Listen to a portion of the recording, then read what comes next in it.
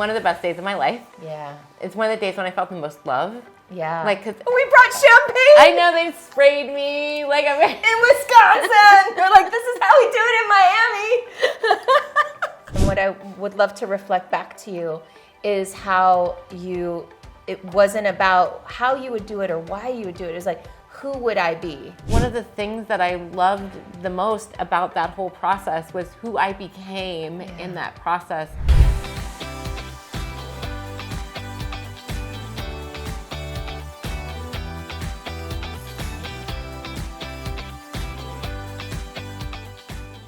And so I made it in time. How many seconds to spare? 19 seconds. 19 seconds. 19 seconds. She was the last person to finish the bike course before the cutoff. Yeah. The girl that came in after you didn't make it. No, she was devastated. I thought of you. I was like, this is what Leeann was like 2 years ago. And she came in less than a minute behind me. Yeah. I mean, she was right there. Yeah. Right there. And so then they let me run. Yeah, yeah. You know, because And you're like, oh, thank God the hard part's over. She's got a marathon to do. You know? Okay, how'd that go? It went great. I mean, it was, let's be honest, I power walked. You did. Yeah. Pretty much I was like, it. I could do an Ironman. I know. And I was like, no, you can't. No, you can't. You got to swim and bike. Well, because my back was still so clenched up, I couldn't run. I tried to run for a little bit, and then I was like... But that's amazing that your power walk is as fast as some people's runs. Oh, people were... Some people were run walking. I was going faster than them. And I remember my coach caught me at one point. She was like, why are we walking? What's happening? I don't like this. And then one of the other coaches was like, almost running. She's like, I don't know. I think she's got it. Like, she's moving pretty fast. I'm barely keeping up with her. I was like, I got it. They're timing it. They're like working it out on the fly while she's walking. They're like, yeah, I remember all this. Yeah. This is super fun. And it worked out. I finished with 9 minutes to spare. She finished with 9 minutes to spare before the end of the entire, so 16 hours and 51 minutes. Yes. Oh, so good. So good. So it's still one of the best days of my life. Yeah. It's one of the days when I felt the most love. Yeah. Like, cause we brought champagne. I know they sprayed me like I'm in Wisconsin. They're like, this is how we do it in Miami. And people were like crying. My coach was like crying all day, and you know, you guys were running around, and like it just was so like family. You felt family. Yeah, I did, and that's crew. Yeah, it really is crew. Like you had your own journey. Yeah.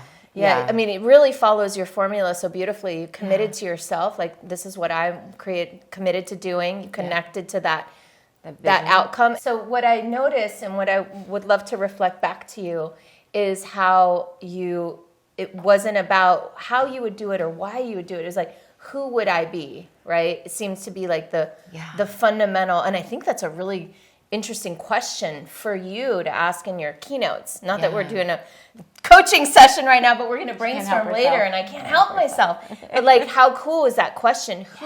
Here's this thing that I think is impossible or stupid or crazy, but there's a part of me that's really like, I kind of want that thing. Yeah. Like, who would I be if I said yes to that calling? One of the things that I loved the most about that whole process was who I became in that process.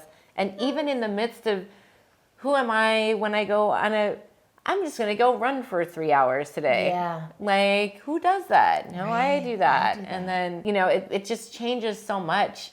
You know, that very first run I ever took in my life, like official run, was like 2 miles. And it was with my friend and we still laugh. She says I was snorting through the whole thing. I was breathing heavy, but I was learning my running breath. But I remember she was training for a marathon, and I said, "What are you going to do now?"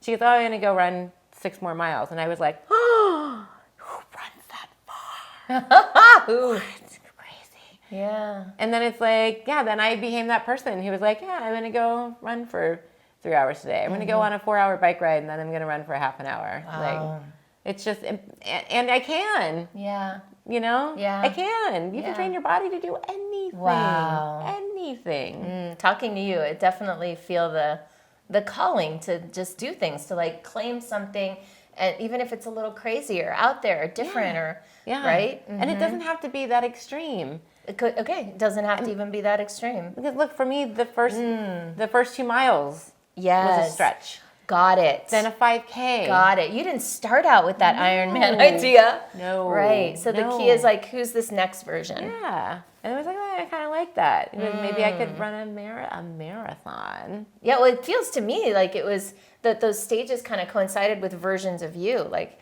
who would I be if I ran 6 more miles? Yeah. Right? Yeah. Like looking at that person and being like, well, I kind of like her. She's kind of cool. Like, I admire that. Yeah. It was one of the big races that I did early on. When I was running, I did this obstacle race.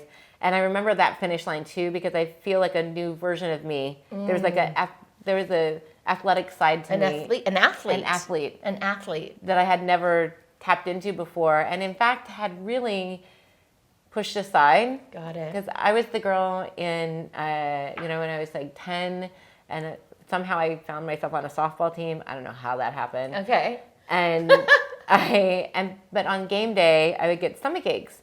Oh. Because I would be nervous. Oh. And no one ever told me, that's just nerves. Oh. You'll be okay. That's just nerves. And so I quit the team. Oh, Leeann, I never knew this part of the story. Yeah, I quit the team because I didn't know. And so I just always assumed after that, I'm just not athletic. I'm not good at it. Like, it's not who I am. And then it was But there was a little part of you that remembered. She wanted to play softball. Yeah. She's just nervous. Yeah. Oh, but she wanted to play. Oh, that's so cute. So it's like honoring. So that is the piece of why. Yeah. Right? That girl who sat on the side who had the stomachache at the softball game, that girl became an Ironman. That's right. Like, yeah. Yeah. You know? If I can do this, you can do it. You can do whatever. You can do whatever. Yeah. That's your no regrets. That's the whole concept of no regrets. That's what you speak about. That's what you're... Cool. So if anyone is, and what you coach people on as well, you've got this no regrets program that's percolating at the moment. It is. So if you all want to learn more about how to live a life with no regrets, how to become that next version of you, check out noregretsformula.com and consider bringing Leeann into your organization to excite people and jazz them up and get them tapped into what's possible. If you're looking to learn more about No Regrets Formula, Leeann, tell people where they can find out more. NoRegretsFormula.com. Oh, isn't that just perfect? So go to NoRegretsFormula.com, learn more about Leeann's course. Maybe I'll see you there. Yeah. So for a little while after Ironman, you didn't have your thing. Yeah. You were having a conversation with Monica Reyes, by the way, who's amazing. And so part of that conversation led to, well, when was the last time that I did something that just like, God, I just had so much fun doing that I could do it forever, or I felt really alive. Yeah. So I started thinking about things like that, and I came back to, and you were actually there for this too. Michelle's been in a lot of my stuff. You're welcome. We're each other's number one fans, we are. right? We are.